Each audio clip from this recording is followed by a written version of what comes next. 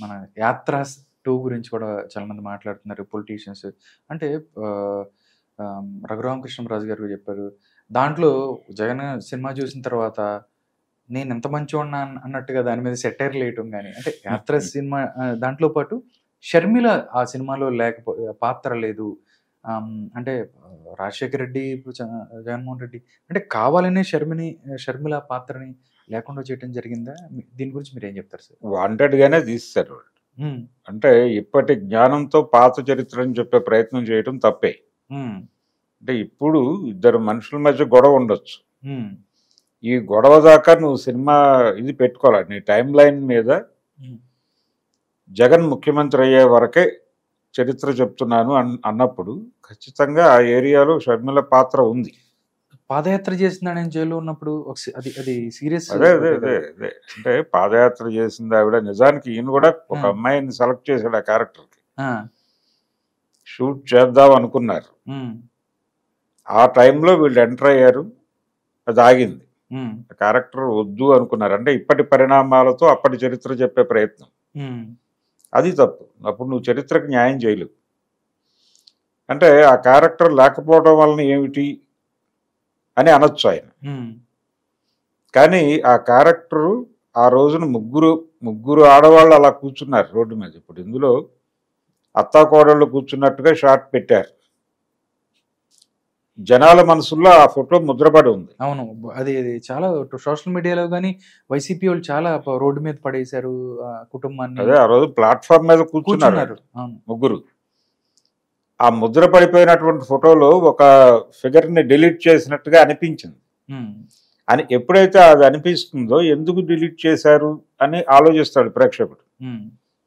ఓహో, ఈ మధ్య గొడవలు జరుగుతున్నాయి కదా వాళ్ళిద్దరికి, అందుకని తీసేశారా అన్నప్పుడు ఒక బ్యాడ్ ఇంప్రెషన్ పడుతుంది. అంటే మిగతా చెప్పే కూడా కరెక్ట్ ఏమో కాదేమో అని అనిపించే అవకాశం ఉంది. అది ప్రమాదం. అటువంటి ప్రమాదాలు చేయకూడదు డైరెక్టర్. అది చేశాడు ఆయన. ఇప్పుడు దానికి కాంపన్సేట్ చేస్తూ చంద్రబాబు బయోపిక్ చేస్తానని మాట్లాడుతున్నాడు. ఇది ఇంకొక ఎక్స్ట్రీమ్. అంటే ఆయన చంద్రబాబుని ఎలా దర్శించాడో అలా చూపిస్తాడా? ఇప్పుడు ఈ సినిమాలో చంద్రబాబు క్యారెక్టర్ విలనే. నిజంగా కూడా విలన్ చేసి ఉండొచ్చు ఆయన. ఎందుకంటే ఆ టైంలో పొలిటికల్ గెయిన్ ప్రధానం. కాంగ్రెస్ పార్టీ ఎలా ఉంది పరిస్థితి అంటే డిపెండెంట్గా మారిపోయే ఒక సిచ్యుయేషన్లోకి వచ్చింది. ఓకే. ఆ వచ్చిన క్రమంలో జగన్ ప్రధానమైనటువంటి శత్రువుగా మారాడు ఇద్దరికి కామన్ ఎనిమీగా మారాడు. ఈ రోజున అదే పరిస్థితి ఉంది. ఈ రోజున కూడా కాంగ్రెస్కి తెలుగుదేశంకి అంటే కాంగ్రెస్ పార్టీ ఏపీలో రైజ్ అవ్వాలంటే జగన్ ఉండకూడదు. జగన్ని తొక్కేస్తే తప్ప కాంగ్రెస్ పార్టీ రైజ్ సాధ్యం కాదు. ఎందుకంటే వైసీపీలో ఉన్నదంతా కాంగ్రెసే. యాజ్ ఇట్ ఈస్గా కాంగ్రెస్ పార్టీ ఆఫీసు అంటే ఆంధ్రరత్న భవన్ని తుడిచే వాళ్ళు కూడా వచ్చి ఇక్కడ తుడుస్తున్నారు వైసీపీ ఆఫీస్ని. ఈ లెవెల్లో అక్కడి నుంచి వలసలు వచ్చేసినాయి. ఇప్పుడు ఆ పార్టీ తిరిగి దాని కాళ్ళ మీద నిలబడాలి అంటే ఖచ్చితంగా ఇక్కడి నుంచే తీసుకోవాలి.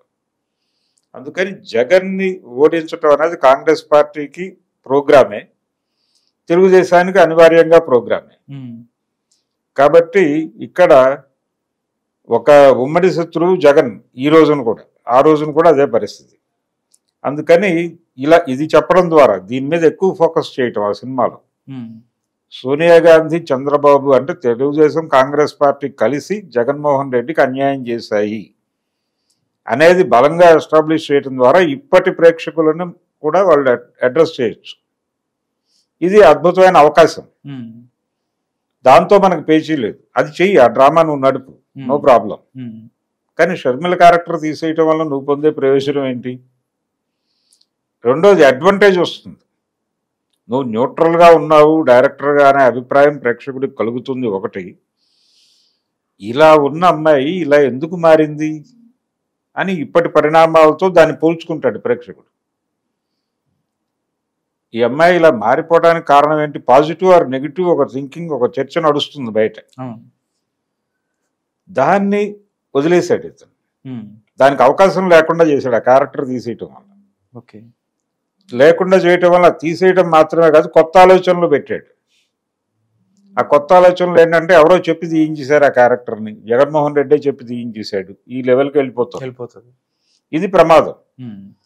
మీరు ఓటర్ మూడ్ సెట్ చేయటం కదా మీ సినిమా లక్ష్యం. నిజానికి యాత్రావన్ తీసినప్పుడు వైసీపీ ప్రమేయం చాలా తక్కువ ఉంది దానిలో. నిజానికి చివరి వరకు వాళ్ళు పట్టించుకోలేదు. ఈ సినిమా ప్యారలల్గా నడిచేది, ఇది ఒక చిన్న సినిమాగా మొదలై అది నడుస్తోంది. వైఎస్ రాజశేఖర రెడ్డి అభిమాన ఓటర్లని వాళ్ళ టిక్కెట్లను టార్గెట్ చేస్తూ సినిమా తీసాడు ఆయన. అది అంతవరకే. యాత్ర 2కి వచ్చేసరికి వాళ్ళ ప్రమేయం ఎక్కువైంది సినిమాలో. పార్టీ ప్రమేయం ఎక్కువ అవటం అనేది కనిపిస్తుంది తెర మీద. ఇది ప్రమాదం. అందుకని ఆ ప్రమాదం జరగకుండా ఆడియన్స్ని థియేటర్లకు రప్పించటం. మొదటి రోజు బాగానే వచ్చారు, రెండో రోజు నుంచి అది నెమ్మదిగా తగ్గుతూ వచ్చింది. యాత్రకేమో మొదటి రోజు జనం లేరు, నెమ్మదిగా పెరుగుతూ వచ్చారు. యాత్ర 2లో ఆ మూడ్ కనిపించట్లా అన్ని చోట్ల. రాయలసీమలో కొంచెం బెటర్గా ఉంది అంతే. కోస్తా జిల్లాల్లో పెద్దగా ప్రభావం చూపించట్లేదు. ఈ గందరగోళం నుంచి ఆ సినిమాని కాపాడుకోవటానికి ఆయన కనీసపు పద్ధతులు పాటించి షర్మిల క్యారెక్టర్ పెట్టేయటం, కొంత అవతల అభిప్రాయాలు అంటే పబ్లిక్ నుంచి ఆయన అంటే పరిపాలన దాకా వెళ్ళలేదు, స్పేస్ ఇవ్వలేదు. ఆయన ప్రమాణ స్వీకారం వరకే అన్నాడు. అలా ప్రమాణ స్వీకారం వరకే వెళ్ళడానికి కూడా ఆయనకు ఒక ఆలోచన ఉంది. పరిపాలనలోకి వెళ్లకుండా ఉండటమే బెటరు అనుకున్నాడా డైరెక్టరు అనే ఒక గొడవ ఉంది. నిజంగానే అలాగే అనుకుని ఆపేసి ఉంటే అక్కడ వరకు అయినా నీట్గా చేసుకుని ఉండాలి. ఆ ప్రయత్నం కూడా జరగల. అందువలన ప్రజల్లో ఒక రకమైన మిక్స్డ్ టాక్ ఉంది ఆ సినిమా మీద.